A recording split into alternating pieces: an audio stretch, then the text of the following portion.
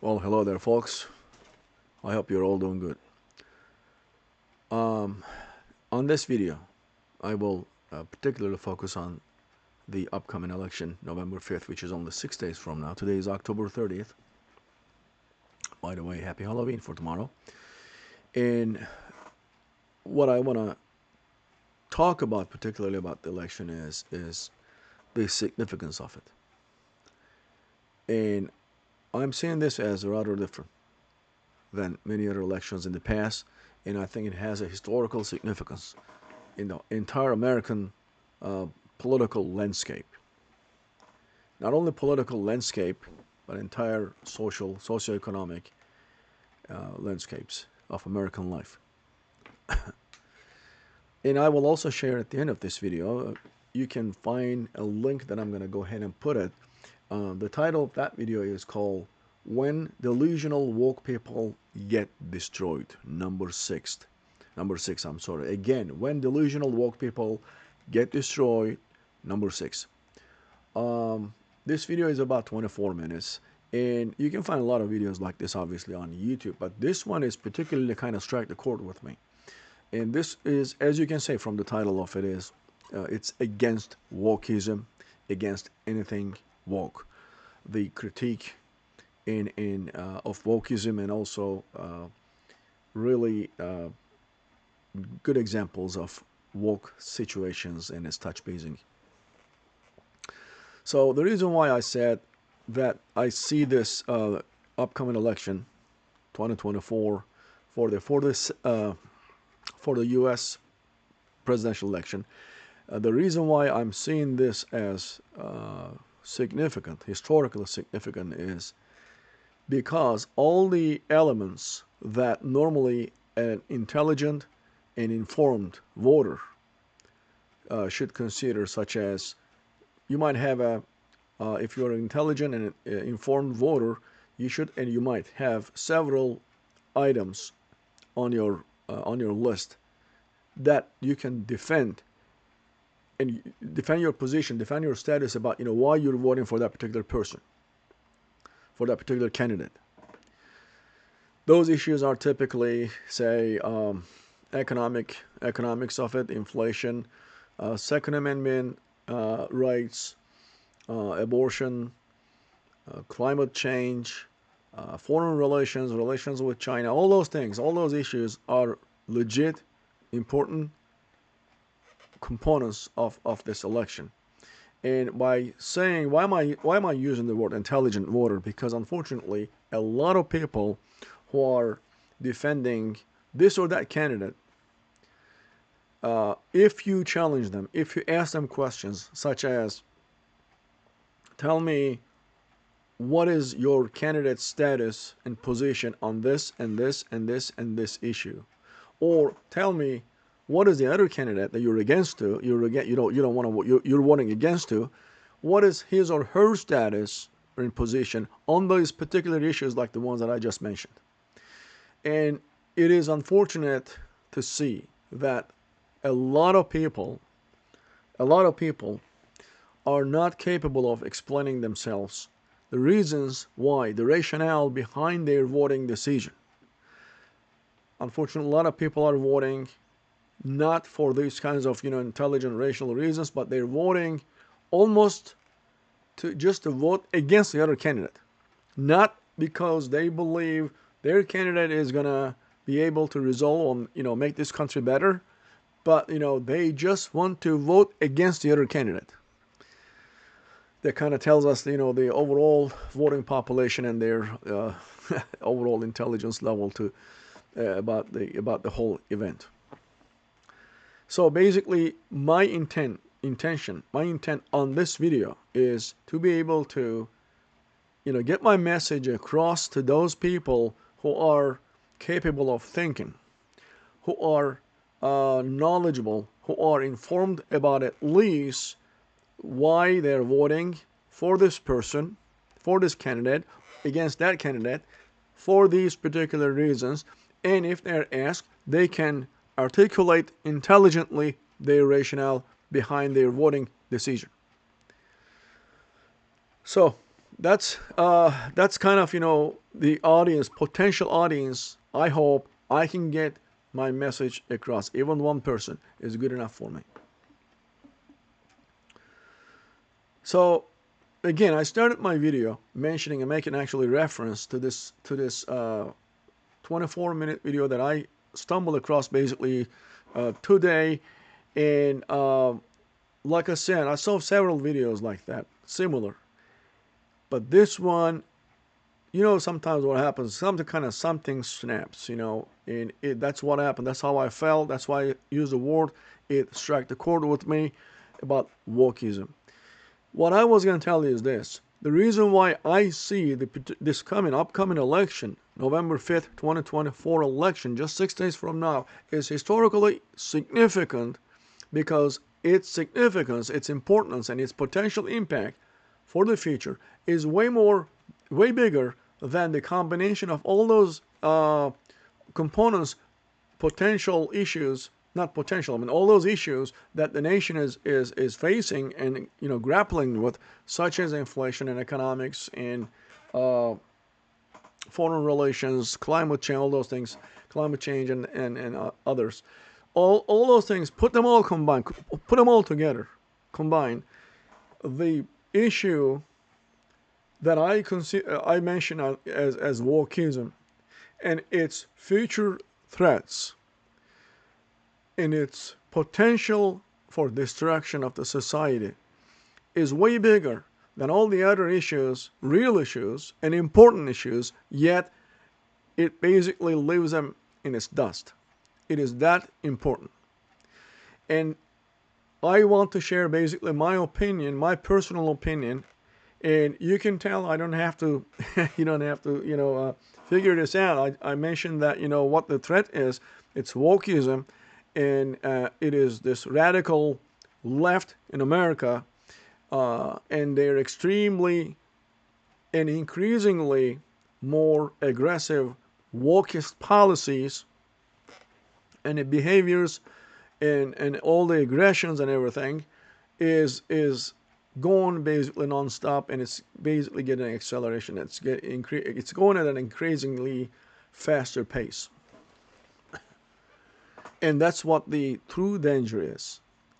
And in my opinion, and I am obviously a Trump voter, and my steadfast belief is that Donald J. Trump is the man who is standing against these woke people who are basically hell-bent to destroy everything as American. That is individualism. That is capitalism.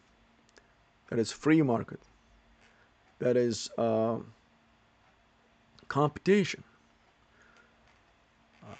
All these concepts, these are the bulwarks that make American culture. The bulwarks of American culture is individualism, and competition, and capitalism, hard work, and basically lifting yourself up from your own bootstraps. And not relying all the time and solely and completely to the government. On the other hand, the wokeist agenda, you can name it as also interchangeably, can use this word, the agenda of 2030, is nothing but to destroy all these truly American values and establish the wokeist, radical, leftist, and Marxist system to enslave every single American eventually in this nation, to the point that there will be absolutely no private property, no bank account, no car, no house, no field, no farm, nothing. In fact, it'll be almost to the point, I think, they will control an individual's amount of oxygen that individual is even, using when he or she is breathing. It sounds very much exaggeration, I know, but I'm trying to basically, again, get my message across. So their ultimate goal is to enslave everybody and control everybody 24/7, 365 times, however many years, from cradle to grave, to control them. And it is ironic, extremely ironic, that the culture that they're cultivating and trying to brainwash, young people through our, educational, higher educational institutions, as Marxism and radical left, there is one little detail here.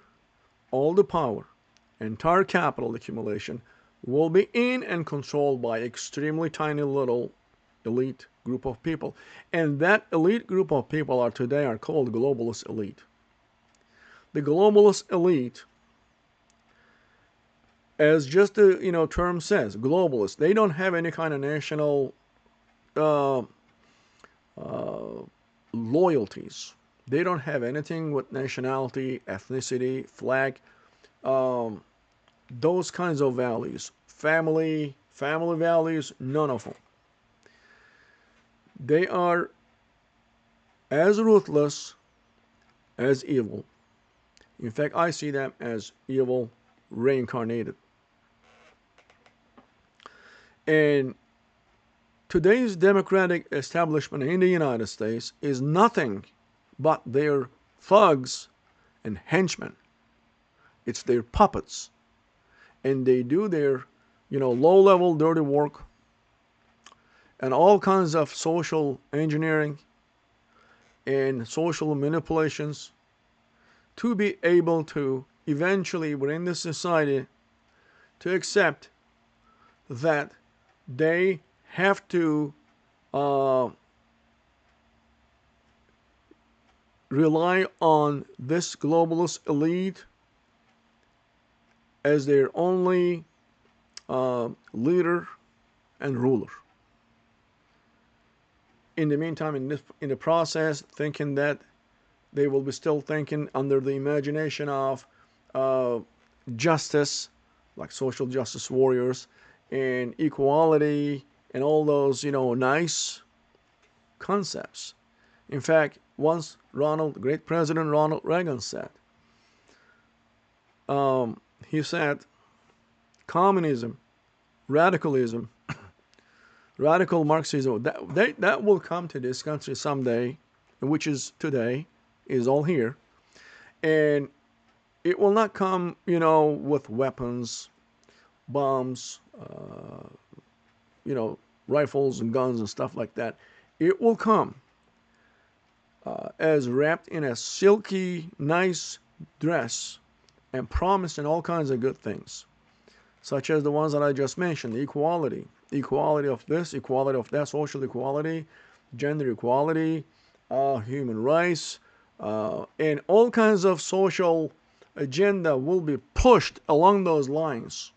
That will be creating and brainwashing, especially young people in our higher education institutions, in our universities, and they will be blindly following these goals, these lofty, lofty goals. I'm sorry, these lofty goals, just one day to realize that this is nothing but all utopia. And as always, history always proven to us that every single utopia always end up as dystopia, which is horrible chaos.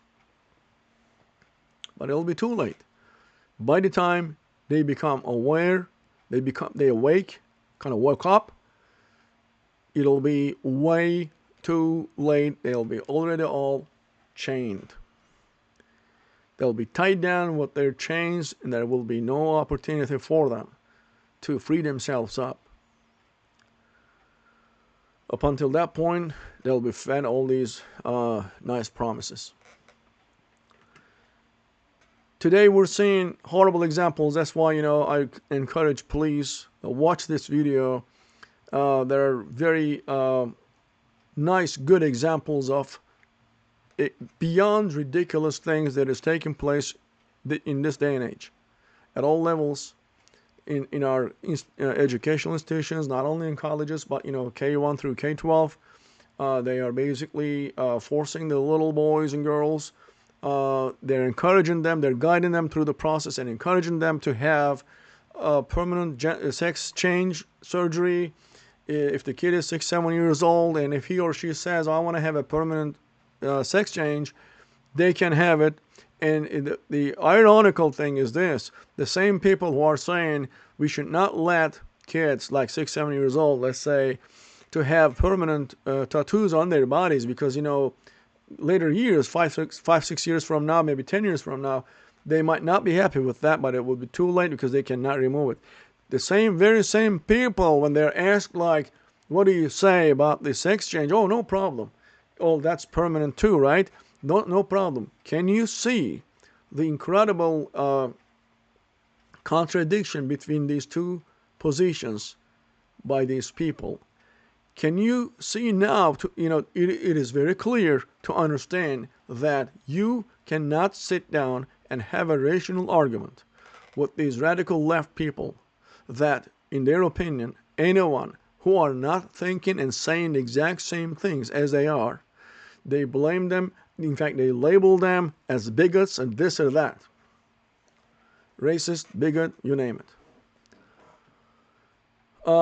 Their agenda is obvious and clear. In fact, if you watch the Summer Olympics in Paris, France, the opening ceremony was a clear testament of the current status of the radical left and radical wokeism, where they're at today, and they're extremely emboldened.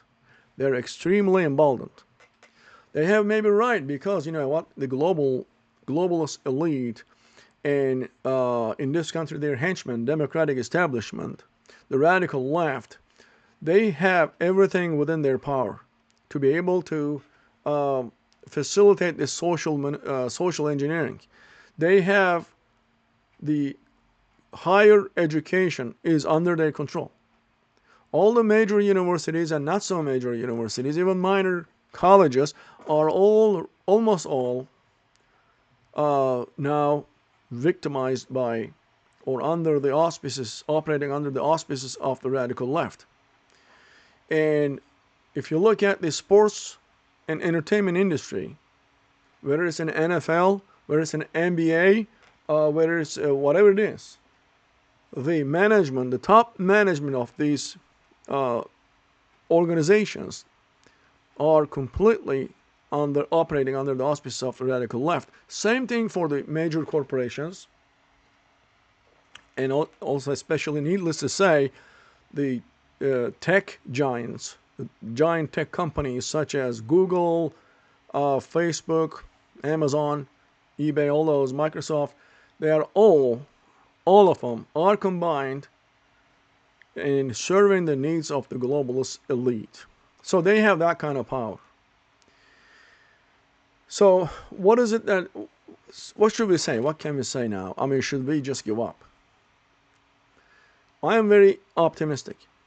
I have reasons to be optimistic. My optimism is basically coming from the fact that with all this that they've been doing, all the propaganda, non-stop 24/7 propaganda, all these extremely clever ways of brainwashing people, excuse me, brainwashing people, especially young people, starting from the first year in the grade school, all the way through K1 through K12 process and beyond, in college and beyond, graduate school.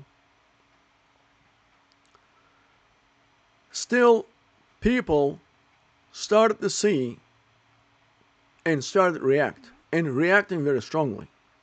What we witnessed this summer in Europe, in Western Europe, if you remember, in France, almost the right wing almost came to power. They just last-minute maneuvers. Le Pen didn't come to power. Very similar situation in Germany with AfD, in Holland, in Spain, and Italy. In Ireland, similar situation. So in Western Europe, basically in general, this is what we can say. The social pendulum moved abruptly and suddenly, and all the way from, like in the middle, let's say, all the way to the right. And there are very valid reasons for that. Very similar thing is happening in the United States with all this constant and clever propaganda. And I mean, they are using every possible sophisticated means of brainwashing people to establish their own radical wokeism and their disgusting agendas and ideologies. People are not buying. They're not buying. They're not all completely sold out on those ridiculous agendas. And they're becoming more and more aware. And they started seeing that the future of this country will be destroyed. There won't be any. There will be no more America as they know it. Because that is the goal of the globalist elite, to establish a uniform society in the globe, a globally enslaved populations is what they're going after, whom they control through all these technological and financial means, while enriching themselves to the levels that entire human history, let alone seeing it, could not ever even be able to imagine. They will be playing God. That's what's happening. They are playing God. They believe they are gods.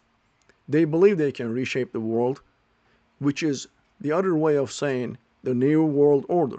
This is what the New World Order is.